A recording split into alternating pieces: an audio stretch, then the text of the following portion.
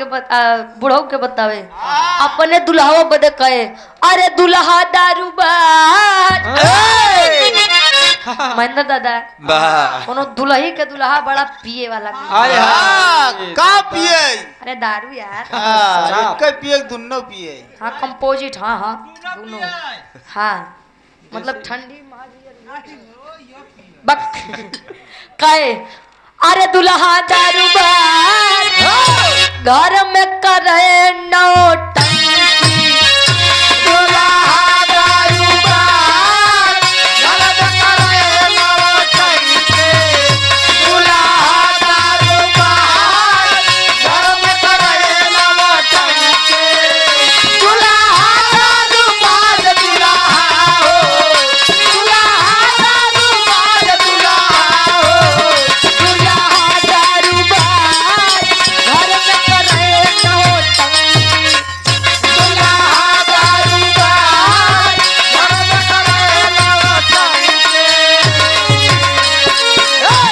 कहे दुल्हा दारूबाज घर में करे नौटंकी का बताई बहनी बड़ा तकलीफ बा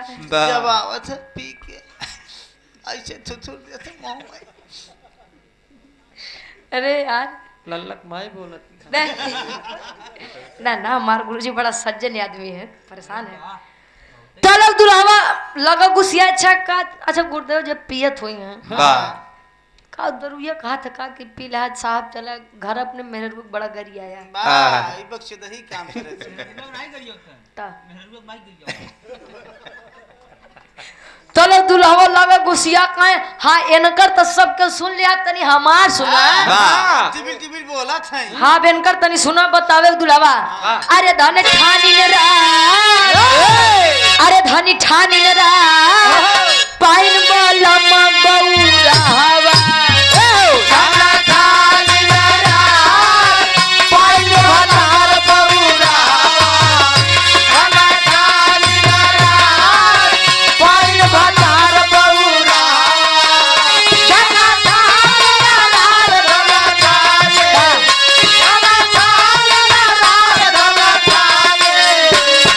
ठानी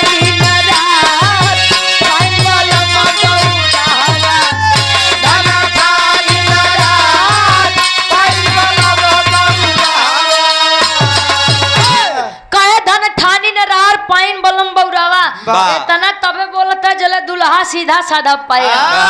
कहूँ पाए होते तो दू हाथ रोज आए के बजावत तो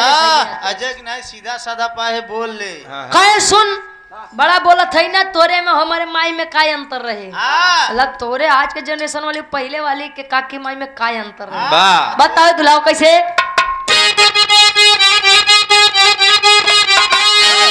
पहले के औरत पति के अपने निस्दिन से झुका अरे आज के औरत बात बात पे अरे तुरते लात उठावे काहे लता भरुआ अरे हो काहे लता भरुआ अरे हो काहे लता भरुआ गोहरावे कई चुल घुसरुआ गोहरावे कई चुल घुसरुआ गोहरावे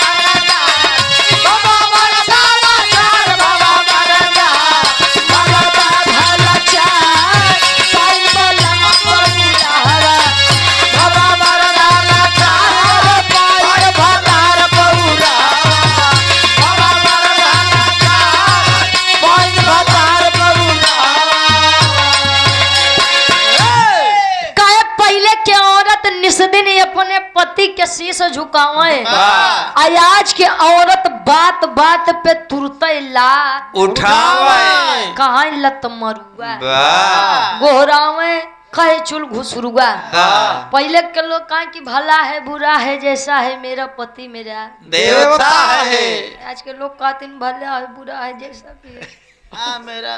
बॉयफ्रेंड अच्छा दुल्ही सब बातें अपने दुल्हा के बताओ थे गुरुजी वाह कई बात नहीं बताती कौन हो हाँ उनका बॉयफ्रेंड कौन रहा वाह तार वाली बताए रही हमारे तो पुराने ख्याल के बात अच्छा ठीक बा पहले के दुल्ही अपने सैया जी के चले आए ना जाए तले अन्न नहीं जाए वाह आज के दुल्ही खाए बेटा कहे कस रे हमारे इंतजार नहीं के पा कहा हाँ तू 10 बजे लग कहूँ मरत रहा तो तोरे बने हम बैठी रहा हाँ जा वही मरम हमारे आंखों देखी बात बताओ थी नहीं तो कहा कि पता नहीं क्या बताओ बा आंखों देखी बात बा वाह आई गए कहा कि अब जान ला बड़को ढेर बोलत है बड़को के कोनो काम नहीं करे के पड़ते अगर हमका पता हो तोरे घरे इतना काम बा तोरे घरे मुंबई नहीं करे वाह भाई दुल्हा मैं अपने दुल्ही के कहे कि तू परेशान मत हुआ हाँ जानू हाँ ये अब कुल हम देखब आहा। लगन लाठी पर लाठी चलावे भाई वाह देवर उवर तो जानबे करत है आज के समय में बड़ा बदनाम है आहा। तनी सब मिठुआ बोले नहीं उनका तो शादी बियाह भा नहीं बा वाह लगन पाछे पाछे टहरे भौजी भौजी मारे बहादुर कहे भवा मर्दा लाचार भवा मर्दा कहीं है कुल रहा शान देख के तो हम पिए चालू करे वाह तोरे चक्कर में कुल हम पिए थे वाह आगे कवि जी एक लाइन और ये आखिरी लाइन बताओ कर बाद फिर हमरे बड़का भैया के नंबर रही और बताओ का सबके औरत काम काज में सारा समय बितावे आई अब के औरत मेकअप में ही अरे सारा समय गवावे चेहरा चमकावे भैया हो चेहरा चमकावे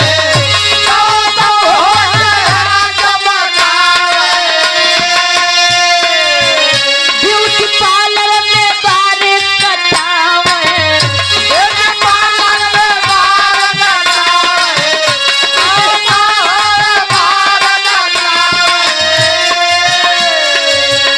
लक्ष्य से खूब नहाए औलक के तेल लगावे संडिल एड़ी डाल तेरे नाम बजावे कहीं केसर हो सिंगार मद से चूल्हा पोतवावे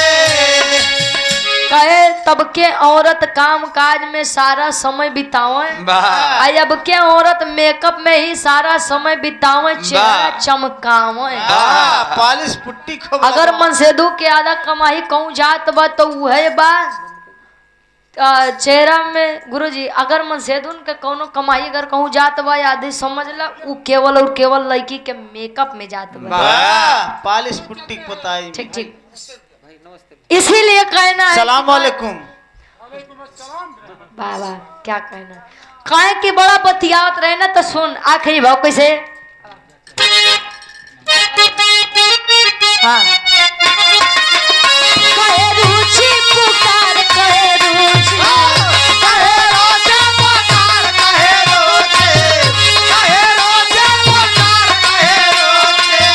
कहे रुचि पुकार अरे कहे रुचि पुकार पाइन बलम बउरावा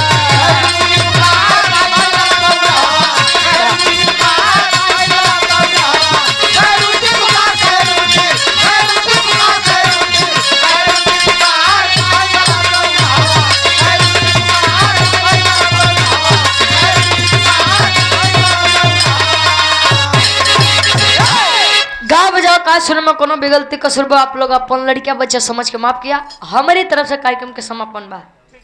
अच्छा बहुत बहुत धन्यवाद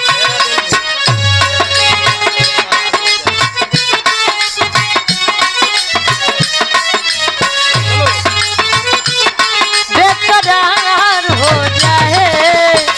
रब कर तुझको भी प्यार हो जाए रब कर तुझको हेलो ए भाई आवाज बढ़ाओ ट्रेबल करा ट्रेबल हाँ हेलो ठीक है बा ठीक बा रहा देना जाय दबा लागे बा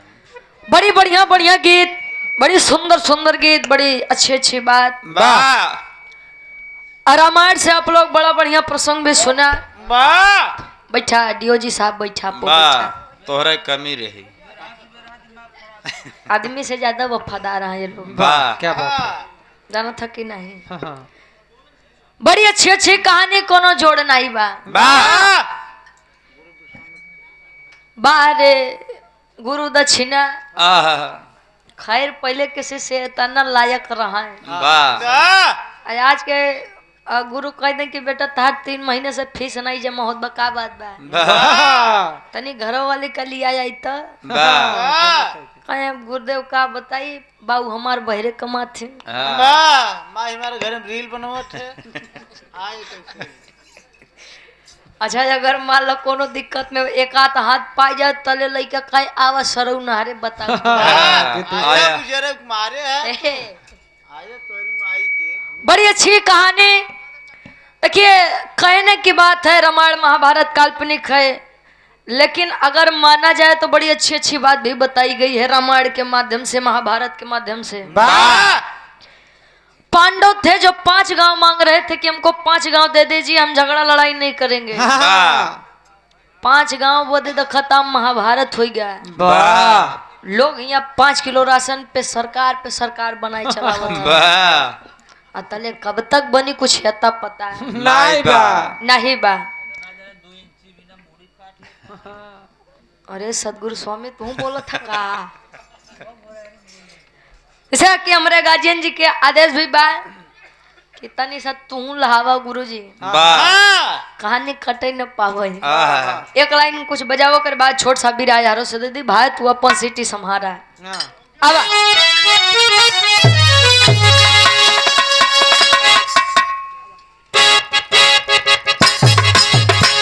क्या बात है बा?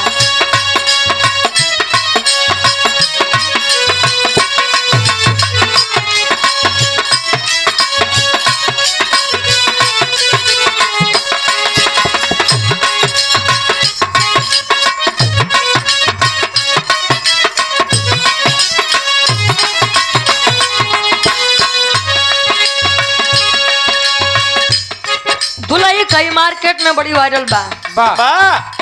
तनहा मिलनवा के धर के छतिया तन्हा मिलानवा के धर के छतिया तन्हा मिलानवा के धर के छतिया उतरल नयो भीले नाटी के नथिया उतरल नया भीले लागी के लातिया उतरल नया भीले लागी के लातिया तनहा मिलनवा के धर के छतिया ए हो उतरल नयो भीले नाटी के नथिया कहे 4 दिन भइले जवन करइले 4 दिन भइले जवान करइले 4 दिन भइले जवान करइले 4 दिन भइले गवन करइले अबले सुहाग रतिया मनल नइखे तहरा राजा रंगबाज के मिजाज अभी बनल नइखे तोहरा राजा रंगबाज के मिजाज अभी बनल लगे तोहरा राजा रंगबाज के मिजाज अभी बनल लगे तोहरा राजा रंगबाज के मिजाज अभी बनल लगे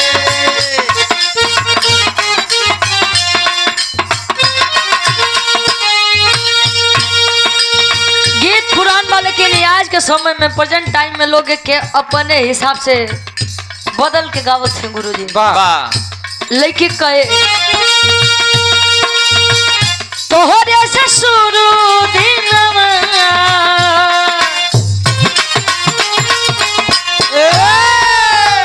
तोहरे से शुरू दिनवा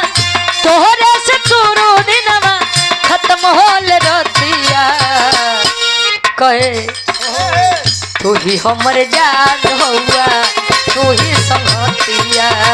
तू ही हमर जान हुआ तू ही संगतिया तू ही हमर जान हुआ तू ही संगतिया तोहरा से दोनों दिलवा खत्म होल रतिया तू ही हमर जान हुआ तू ही संगतिया तू ही हमर जान हुआ तू ही संगतिया तू ही हमर जान हुआ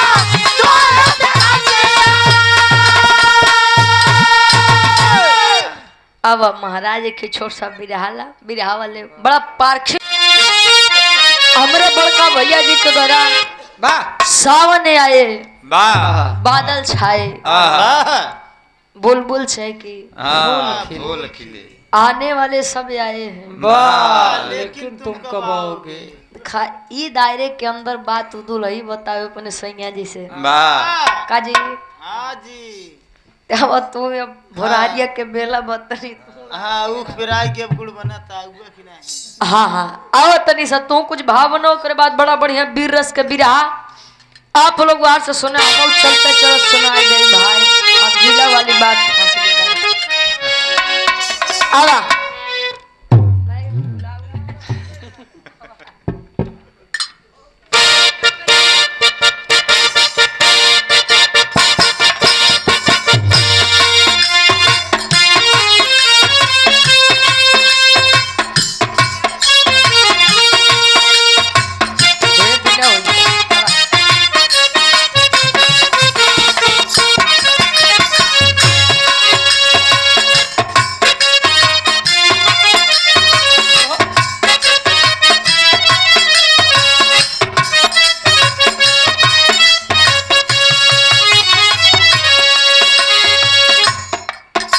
गुरु जी के हमरे हरकत बा लइका लइकी से कहे लइकी लइका से कहे वाह आशिक अपने मासूका से कहे वाह हीरो अपने हीरोइन से कहे वाह कौनो बुढ़वा अपने बुढ़िया से कहे हाँ हो काहे बुढ़वा बुढ़िया में प्रेम नहीं होत का वाह वाह। बड़ी जबरदस्त होत है हाँ प्रेम बुढ़ौती के खाते वो लइकी कहे अपने हीरो से अपने आशिक से कैसे प्यारी हमारा अमरी रहेगा वाह प्यारी हमारा अमरी रहेगा याद करेगा जहाँ प्यारे हमारा अमर रहेगा याद करेगा जहाँ प्यारे हमारा अमर रहेगा याद करेगा जहाँ मैं मुमताज हूँ तेरे ख्वाबों की मैं मुमताज हूँ तेरे ख्वाबों की तू मेरा साया है जहाँ मैं मुमताज हूँ तेरे ख्वाबों की तू मेरा साया जहाँ क्या बात मैं मुमताज हूँ तेरे ख्वाबों की तू मेरा साया जहाँ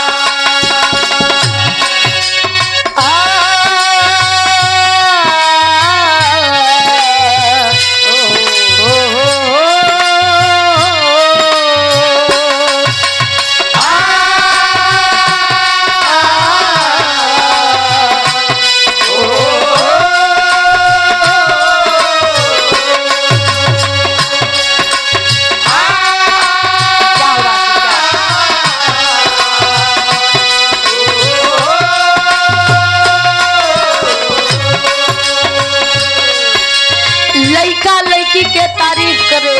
बाहरे पहले के गीत कहे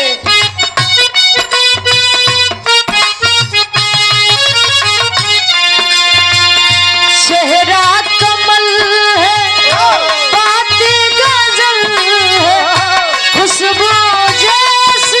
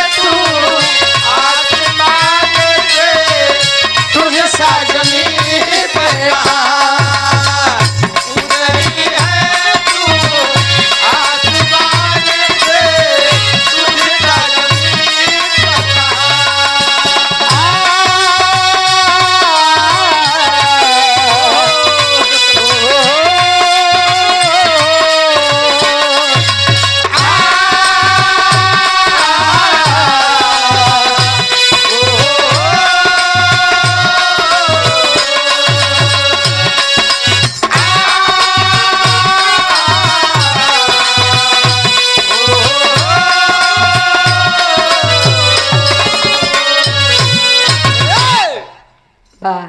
कब